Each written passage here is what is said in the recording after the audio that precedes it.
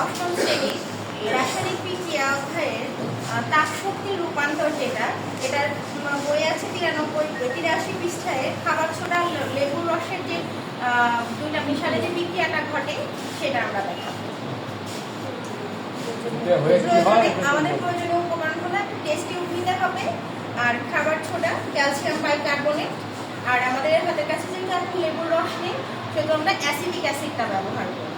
এটাকে আমরা বাংলায় ভিনেগার বা সিরকাও বলে থাকি। Sodium bicarbonate. হ্যাঁ, এটা বেকিং সোডা, সোডিয়াম বাইকার্বনেট, ঠিক আছে। Sodium bicarbonate. এখন আমরা একটা টেস্ট টিউবের মধ্যে এই সোডিয়াম বাইকার্বনেটটা দিই।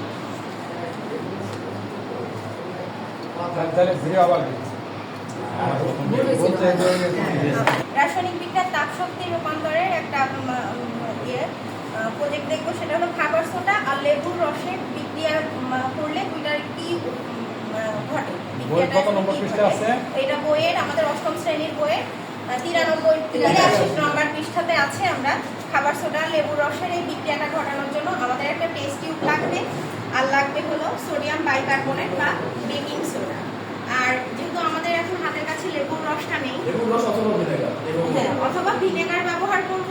আমরা ভিনেগারটা ব্যবহার করছি, এটা রাসায়নিক নাম হলো অ্যাসিড।